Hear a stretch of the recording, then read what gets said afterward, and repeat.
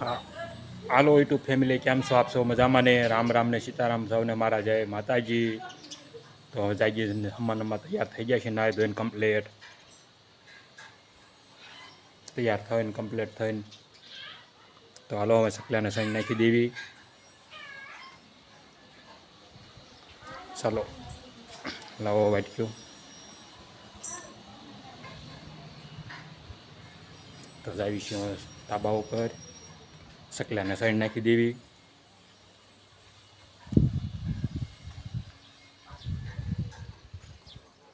ગાછી ઉપર હાલા જઈશી.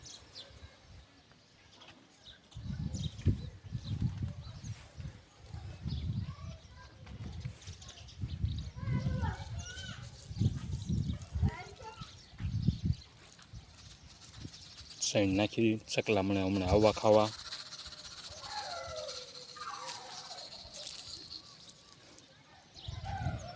હા, અમારે છે દેવાંશી બેન, એ હારવાર આવી ગયા છે ધાબા ઉપર ગાછી ઉપર.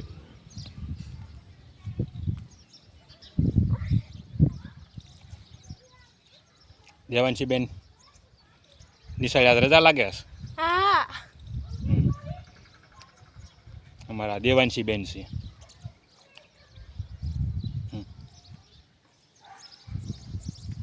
તો ચાલો હવે સકલાને સાઈડ નાખીને નીચે ઉતરી જઈએ. સકલા મને ખાવા.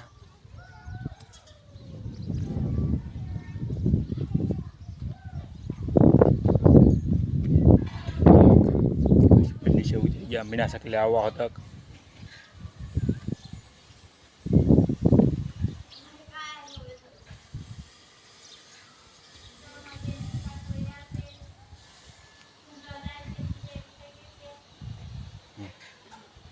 આજે પૂંજવાનો મીણા લેસન કરવા. હવે મીણા છે આજે લેસન કરવા. એક બેન વારામ માથે ઉતરી ગયા છે, એ દેવાંશી બેન દેખાતા નથી. જો એ આરામ કરે છે. એ અમારે થોડાક ભણવામાં ઠોઠ છે. અને આ બેન અમારા ભેણે હોશિયાર છે, તો આડે હોશિયાર વાળવામાં જાય છે. જો એને હેન્ડલાઈન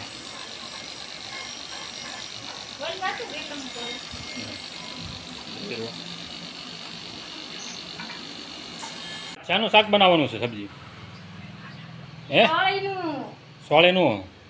સોળી કટિંગ કરવા માટે આવી ગયા છે. સોળી કટિંગ કરો છો. બીજું બાજરાના રોટલા. બાજરાના રોટલા. પછી ઘઉંના રોટલા.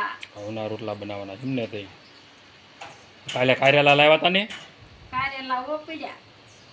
કારેલા કારેલાની સબ્જી હોતક બનાવવાની છે ને? કાલ બનાવવાના કાલ નહીં. બરોબર. કાલે કારેલાની સબ્જી બનાવવાની છે ને?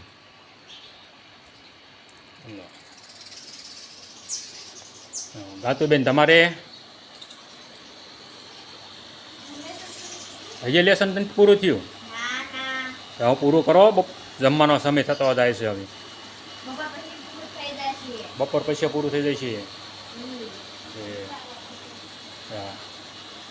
ચાલો લોકમાં બન્યા રહીજો. બ્લોગમાં તો મળીશું આપણે ફરીથી. જય માતાજી.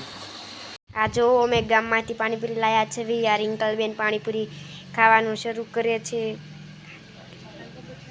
હાલો બધા પાણીપુરી ખાવા.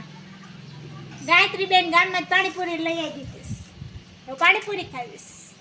ખાવા માંડો હવે. હાલો બધા પાણીપુરી ખાવા. હાલો ફ્રેન્ડ, આપણે આવી ગયા છીએ ઘરે પાછા. તો હવે ઘરે રેસી આજે બતાવી તમને આખી ડુંગળીનું શાક કેમ બનાવી અમે એમ. ચાલો તો તમે બતાવી દેવી.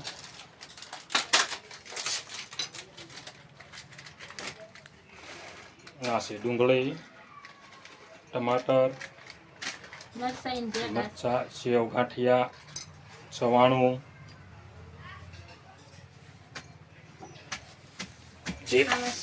આમાં છે દ્રાક્ષ,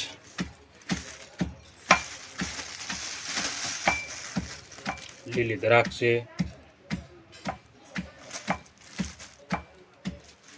પછી સિંગ,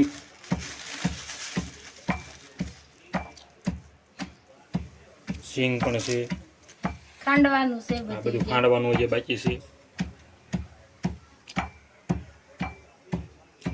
તો આપ જો આગળ લોગમાં બનારો. હમણાં તમને તૈયાર થાય એટલે બતાવી કઈ રીતનું બનાવી છે અમે એમ. હાલો તો નાખીએ રાઈ. તેલ નાખ્યું પછી રાઈ નાખીએ એમાં.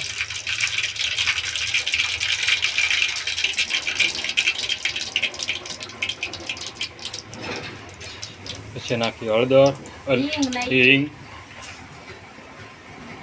પછી જીરું. હવે નાખીએ એમાં ડુંગળી એમાં ઓછી હોય, મસાલો બીજો વધારે હોય બધો. ડુંગળી તો ખાલી ચાવવાનું જ હોય, આખી ડુંગળી એમ.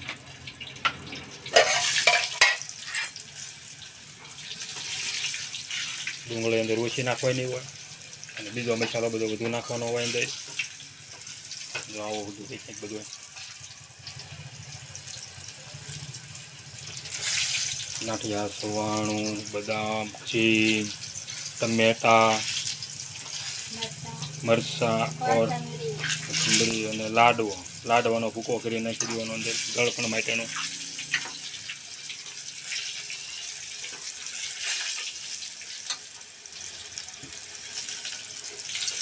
બધા કરતા ભાઈ અમે બદામ જાગી નાખી સાહેબ.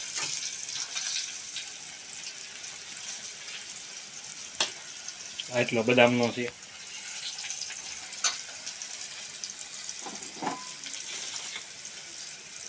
લાડવા છે, લાડવાનો ભૂકો. હવે નાખી દીધા ટમેટા અને મરચાં બે મિક્સ.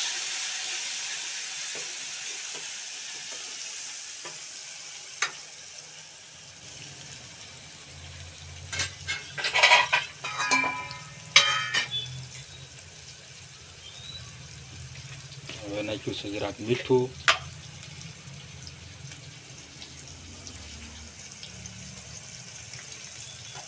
જોઈ લો.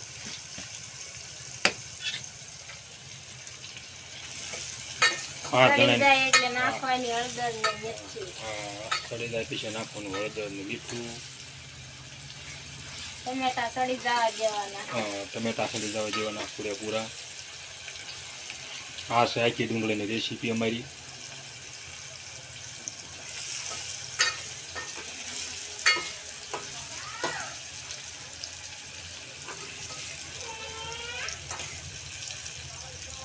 હવે નાખી દેવી હળદર.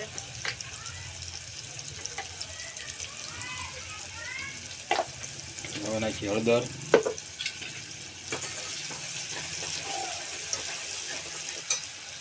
હવે નાખી મરચું.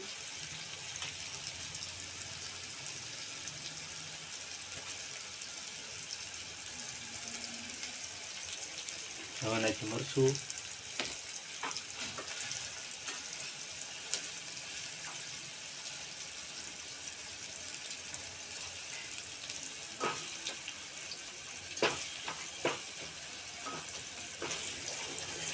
થોડીક કડવા દેવાનું. ઘડીક વાર સડી જાય પછી નાખી દેવી થોડુંક પાણી. પછી નાખવાનું થોડુંક પાણી.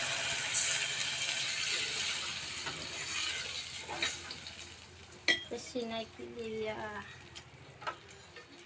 બદામ.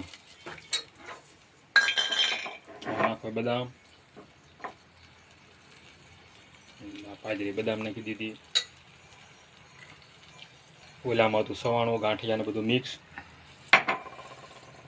અને આમાં છે સિંગ અને બદામ બે ભેગી.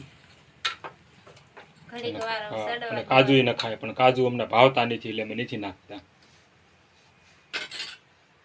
ઘડીક વાર સડી જાય પછી મસાલો નાખવાનો છે. હા પછી નાખવાનું. હવે બાકી રહ્યું છે કોથમરી અને મસાલો, બે વસ્તુ બાકી રહ્યું છે. ઘડીક વાર સડે ત્યાર પછી નાખવાનો બધો મસાલો, કોથમરી અને એવું કોથમરી, ગરમ મસાલો. તો આવો મળીશું હમણાં સડી જાય પછી.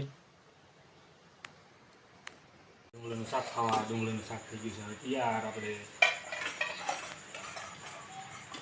સરસ મજાનું ડુંગળીનું શાક તૈયાર થઈ ગયું છે, આખી ડુંગળીનું. ચાલો બધા ખાવા.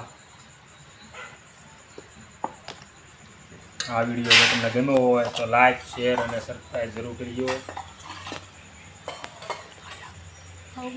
આ વિડીયો તમને ગમ્યો હોય તો જરૂર લાઈક, શેર અને સબસ્ક્રાઈબ જરૂર કરજો. તો હવે મળીશું આપણે બીજા બ્લોગમાં. આ વિડીયોમાં આપણે અહીંયા એન્ડ કરીએ છીએ.